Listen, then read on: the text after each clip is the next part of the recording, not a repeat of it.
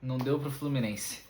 Fala galera do Portal da Liga, sou Felipe Viana, setorista do Fluminense, e hoje, nesse domingo, dia 8 de março, o Fluminense perdeu o título do Campeonato Carioca nos pênaltis, perdeu pro Flamengo. O Flamengo tricampeão, né, consecutivo do Campeonato Carioca, segunda vez seguida contra o Fluminense. Ano passado o Fluminense já havia sido vice pro Flamengo numa época que o Campeonato Carioca ainda tinha 2 jogos, né? O Fluminense empatou um jogo 0x0 e acabou perdendo outro por 2x0.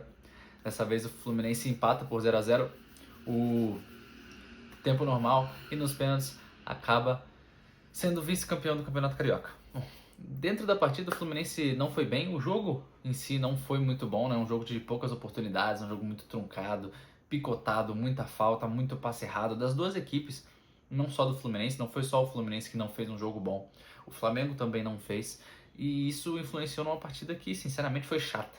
Uma partida que pra final assim não empolgou nenhuma das duas torcidas, e acho que o empate foi realmente o justo.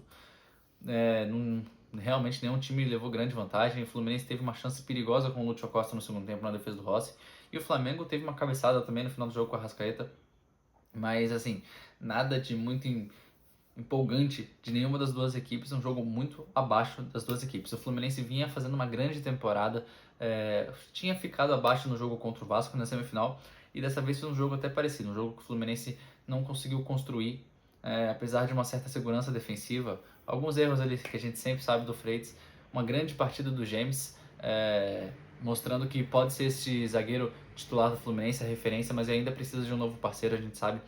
O Freitas mostra jogo após jogo que ele é inseguro para poder ser esse titular. Nem acho que ele como reserva seria um problema tão grande, mas como titular ele é sim um ponto fraco do Fluminense, e acredito que o Fluminense, com a chegada do Milan, espero que o Fluminense possa acertar esse setor defensivo. Bom, partida também muito regular ali do meio campo de Hércules, de Martinelli, partida sumida de Lúcio Costa.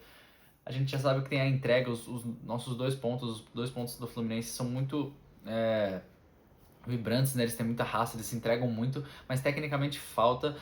Mais uma partida ruim do Serna. O Serna tem de um tempo pra cá ele não vem bem, além de não vir bem, ele tá meio sumido dos jogos, né?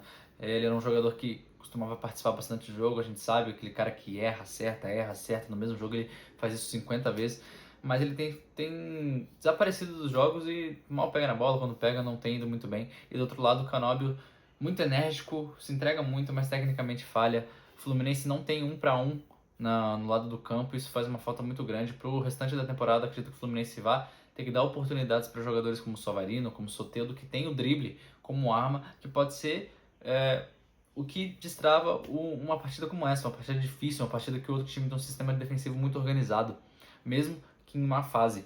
E na centroavança, John Kennedy, mais um jogo ruim também. A gente já sabe como é que é, o John Kennedy não é um jogador instável. A gente já sabia que não podia confiar 100% nele para uma temporada.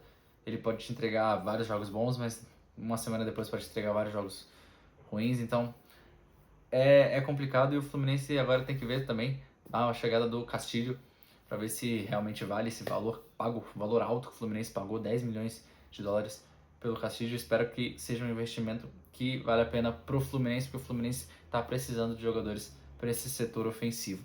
Bom, do mais do jogo é isso, a sequência da temporada do Fluminense acredito que não possa ser abalada por conta desse resultado. A gente fala que o estadual não empolga muito, e a verdade, o estadual vem perdendo essa força com os anos, mas a gente sempre quer ganhar, né? Quando chega na final assim, contra o Flamengo, perde e acaba sendo muito decepcionante, mas acredito que não seja algo que o Fluminense tenha que sentir tanto. A final das competições que o Fluminense disputa é a menos importante. O Fluminense tem Campeonato Brasileiro pela frente, daqui a pouco tem Copa Libertadores pela frente em abril, tem Copa do Brasil já também, então assim, o Fluminense não pode parar, vinha numa boa sequência, vinha com boas atuações e precisa retomar o caminho dessas boas atuações. No Brasileiro o Fluminense também tem um ótimo começo, e também, como eu falei, jogando bem. Então o Fluminense não pode sentir essa derrota, tem que aprender com os erros. Acredito que tem que fazer essas mudanças no time titular. A gente já tem que ver ali, quem sabe, um Guilherme Arana para começar jogando, o Savarino, que nem eu falei, testar os novos reforços que chegaram. Tem a chegada do Alisson também, que pode ser um cara de grupo ali, não acredito que venha para ser titular, mas vai ser um cara que vai adicionar no grupo. E evoluir, né? Porque o Fluminense tem que pensar grande, o Fluminense não pode ter o pensamento de meio de tabela, tem que pensar grande e esperar coisas boas para essa temporada. Então é isso. Vamos estar aqui para a sequência da temporada. O próximo jogo do Fluminense é contra o Remo no Campeonato Brasileiro, lá no Norte. E a gente vai estar aqui para falar tudo para vocês. Um abraço.